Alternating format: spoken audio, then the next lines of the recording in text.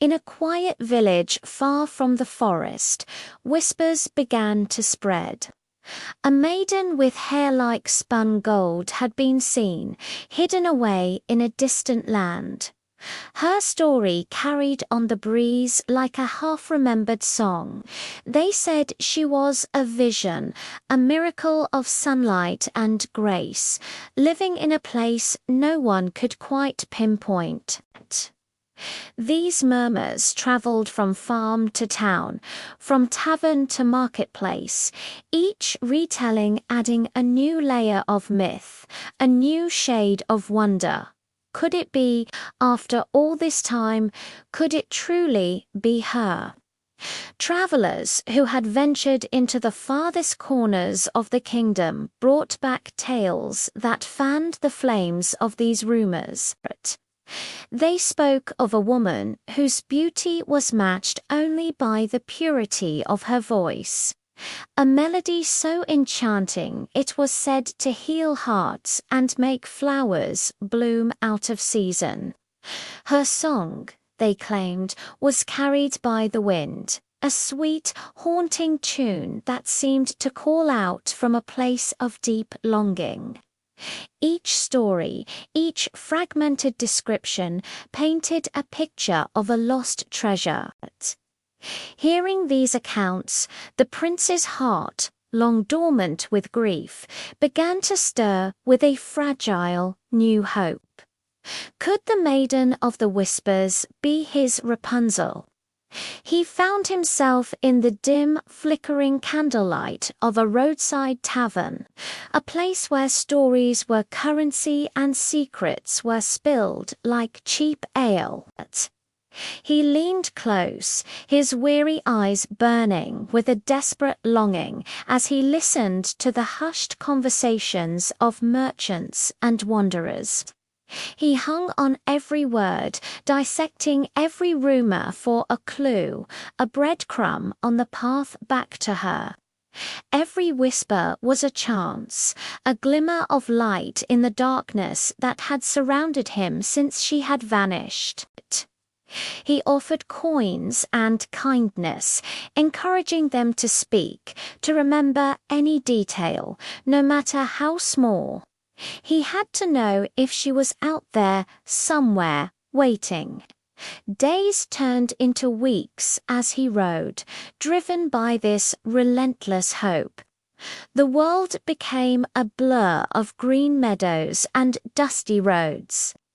One afternoon, as his horse trotted along a winding path, something caught his eye. Tied to the branch of a low-hanging tree was a ribbon delicate, golden, and woven with a familiar, intricate care. He dismounted, his hands trembling as he untied it. It was soft, impossibly so, and it shimmered in the sunlight. His heart raced, pounding against his ribs like a drum. Could it belong to Rapunzel? Was this a sign, a message left just for him? He clutched it tight, a tangible piece of his hope, and spurred his horse onward with renewed urgency. His journey, however, was a maze of false turns and dashed expectations. Not all golden hair belonged to the one he sought.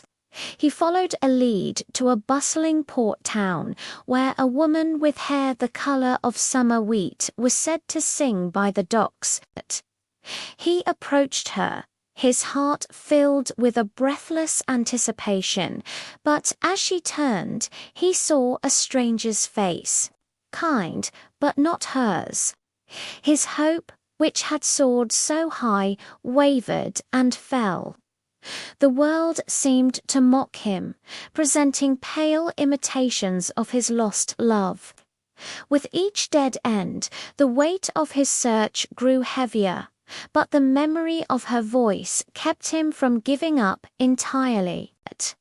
One sweltering afternoon, exhausted and disheartened, the prince stopped to rest by a babbling stream.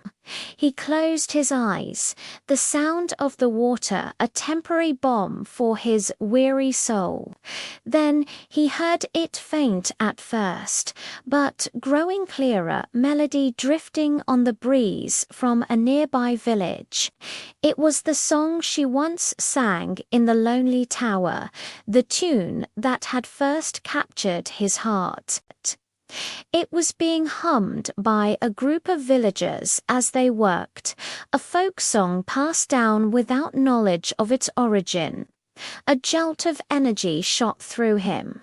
The song was alive.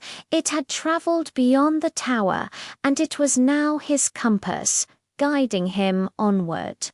But far away, in the shadowed depths of a dark forest, the sorceress Gothel felt a cold dread creep into her heart. She, too, heard the whispers. They reached her even in her seclusion, carried by crows and creeping vines. The world was speaking of Rapunzel, and with every mention, her carefully constructed secret was slipping through her fingers like sand.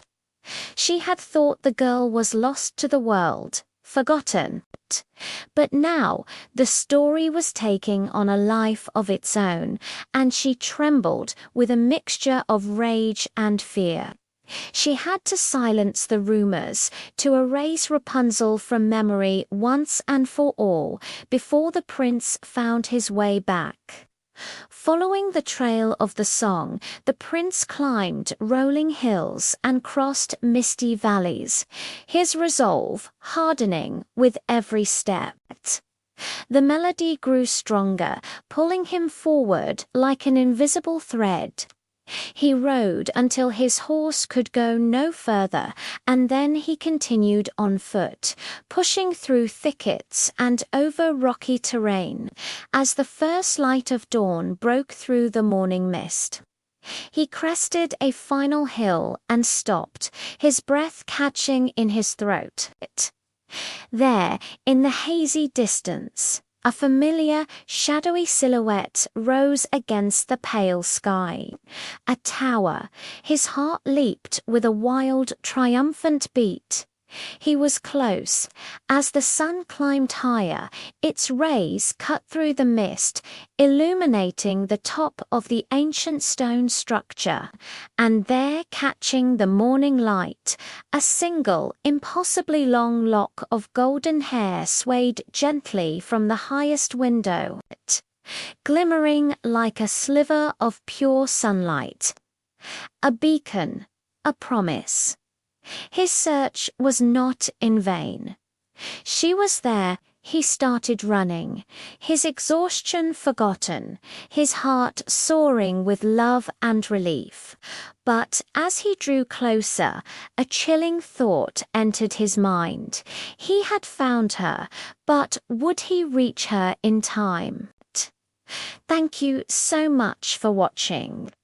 If you enjoyed this chapter of our story, please don't forget to like, share, and subscribe for more magical tales. We'll see you next time.